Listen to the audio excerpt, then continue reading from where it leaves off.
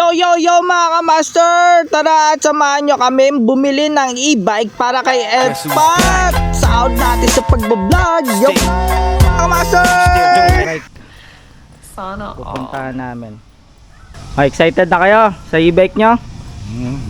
Ano, kunin na natin yan? Bilhin na natin? Oo. Sige. Wala mga kamaster, thank you. So, papunta na kami ngayon sa e-bike. Kasama si Elpat. Bibili siya ng e-bike niya para may pang service. Nakasalayan.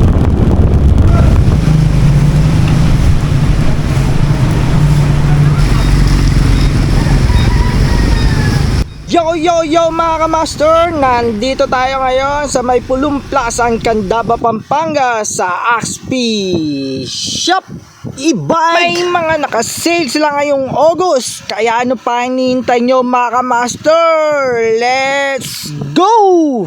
Ang mga electric bike nila dito nag-i-start sa sale na 25,000 pesos lamang mga kamaster. Panoorin nyo lang to mga kamaster hanggang dulo para sa mga nagbabalak bumili ng e-bike ngayong August. Napanood nyo tong video na to, pwede kayong makahingi ng discount. Pakita nyo lang na nag-share kayo and nakapalo kayo kay Master Estong. Kaya kung bibili kayo ng e-bike mga kamaster, for sure ako mga kamaster, kapag napanood nyo tong video na to, madami kayong matututunan, lalong lalo na sa mga beginners. I-share ko rin sa inyo mga kamaster kung paano maging healthy ang ating mga battery sa ating mga e-bike, tips para sa maintenance ng ating mga e-bike. Tara na, let's go mga kamaster. Ngayon, ilalagay na yung battery na. Para yung... Boss, ilang battery yan? Bali, apat? Apat po. Para yung battery pala pakulitin na siya eh. Tapos, pagka i-charge yan, Ito sir. ayun yung battery niya, apat. 2 hours. Pag single charge. Pagka naman siniris mo na siya, magiging 8 hours siya. 8 Kasi hours. na 2 hours. Di, pag-klase mo lang siya, 8 hours. Ngayon, pag nalobat, nalobat yung unit, 8 hours. Pero hindi dire-diretso. 3 hours magmama. Pagka nag-charge ka na 3 hours, pahinga. Charge ulit ng 3 hours, pahinga ulit. Yung pahinga niya, 15 minutes man lang. Para nakaka-cool down yung tubig sa loob. Okay. Kasi- Bakit ganun po yung kailangan natin i-charge sa battery? Kasi iniiwasan natin mag-overheat. Okay. Kasi yung battery, pagka sinaksak mo siya ng 8 hours, yung tubig sa loob niya kumukulo.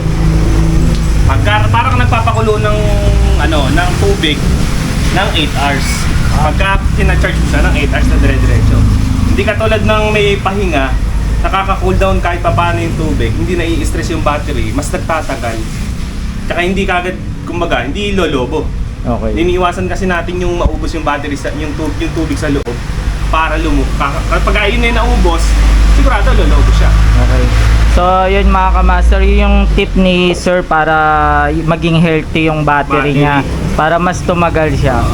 Yun yung mga tip na kailangan natin pagka chinacharge natin daw yung battery. Wag natin i-straight na 8 hours. So, kailangan may pahinga siya kahit papano. Kaya, possible 3 hours, pwede natin papahinga yung charging niya para hindi mapersa yung sa battery. So ayun, setup na ni sir yung yung sa battery ng e-bike natin. So first time lang kasi natin bumili ng e-bike, kaya nagtatanong tayo ngayon ng mga kung paano yung mga tips para maging healthy yung battery, kasi ito yung pinaka-importante sa e-bike, yung battery. Okay. Thank you. Ayun mga kamaster, so dito naman tayo sa panel board niya para i-explain ni sir yung kung paano yung nakalagay doon sa panel, kung ano yung mga ibig sabihin niya. Ito, charge ng battery. Dito naman yung niya, yung takbo niya. Takbo. Kilometers na tinatakbo mo. Pwede rin, makikita mo rin dito yung naka-high and low ka na. Tapos signal.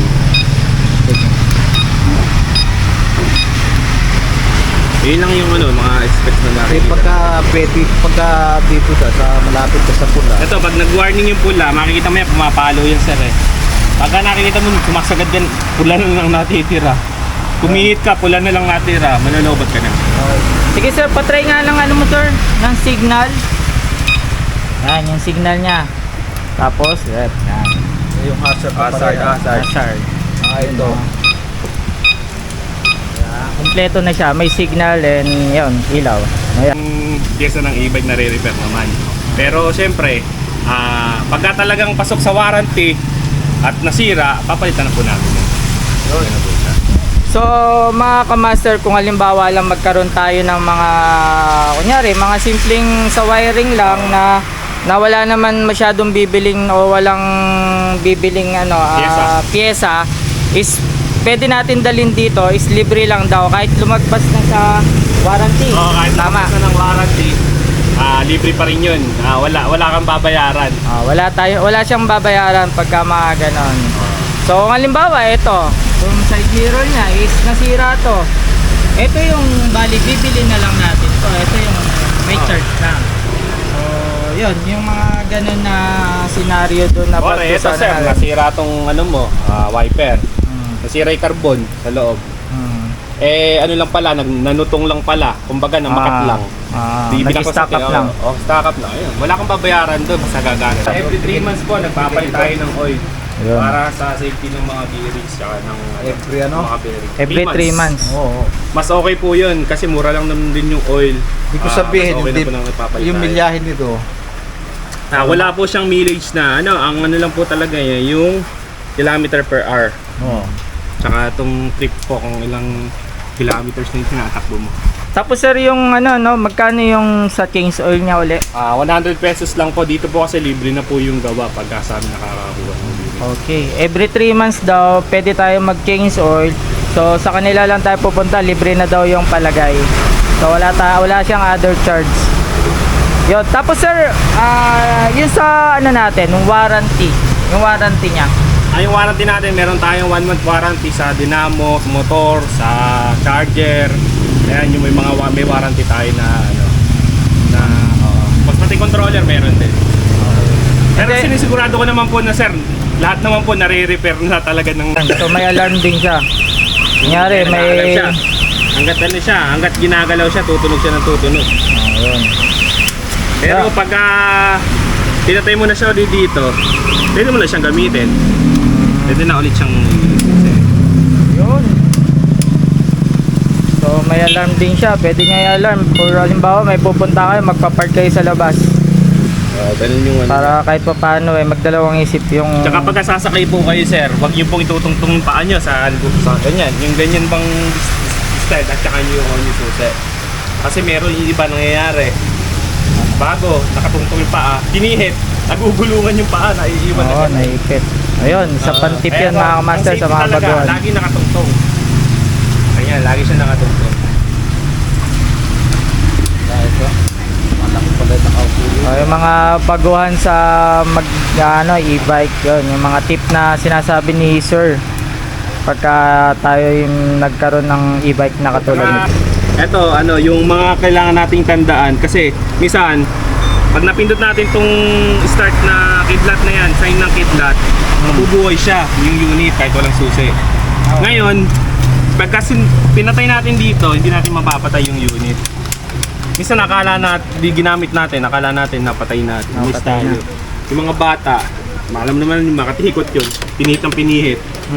Yung pa rin hindi naka-handbrake, pwede tumakbo. Pwede tumakbo. Pero kung naka-handbrake siya, safety yung bata. Kahit nasabihin na nakaboss yung unit. Nagkasakwan.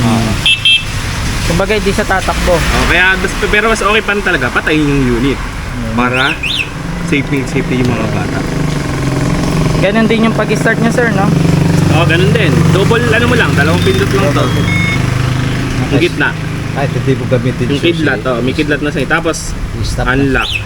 Tapos, itong lock na to, pag nilock siya, papagamit na ako sa kanya. Mag-aalarm.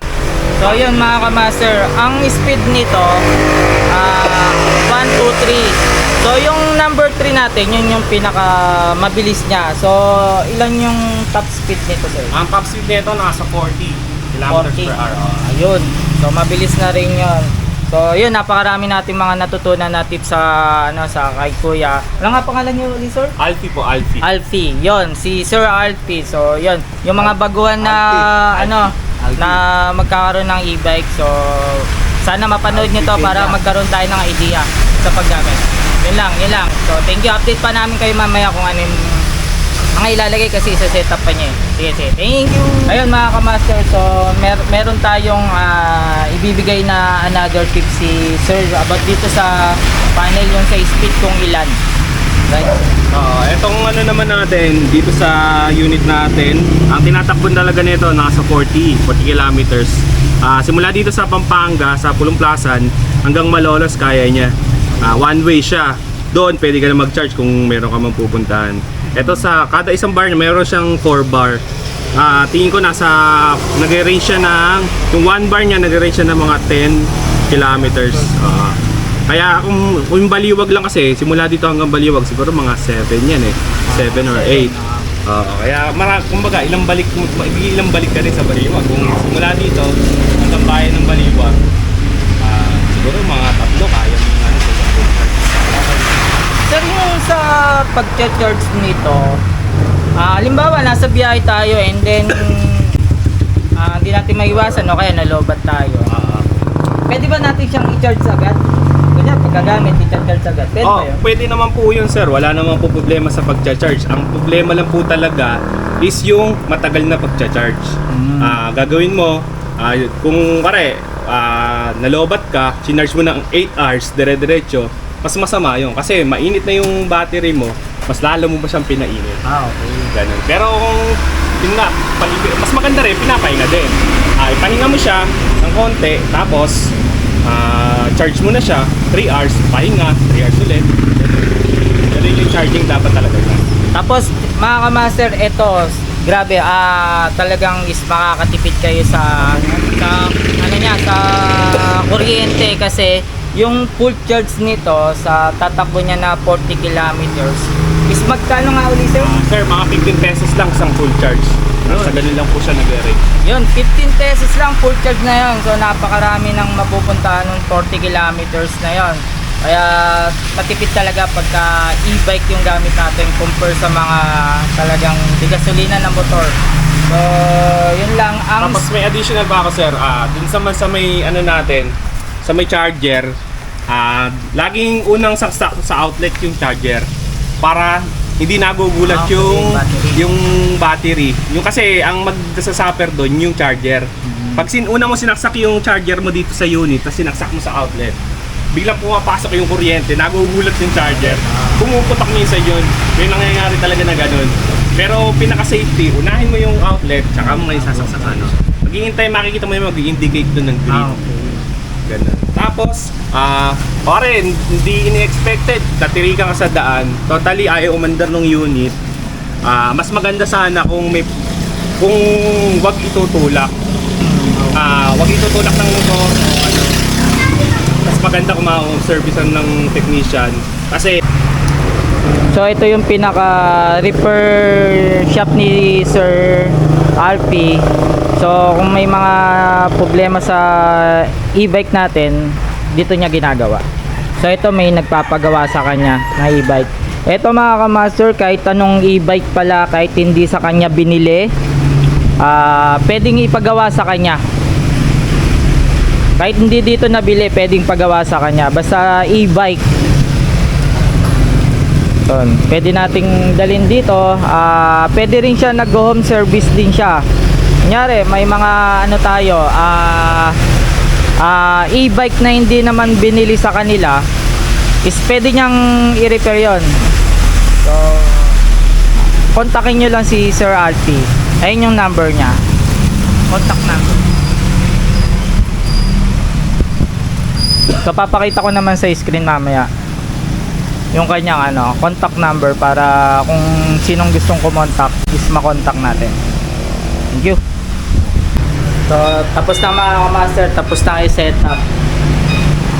Magbabayaran na tayo para matry na natin yung unit. Mabibinyagan kasi umuulan. Matatry natin yung niya, battery niya. Tayong unit, matatry natin. Mabibinyagan sa ulan. Ayan. Mamaya putik na to.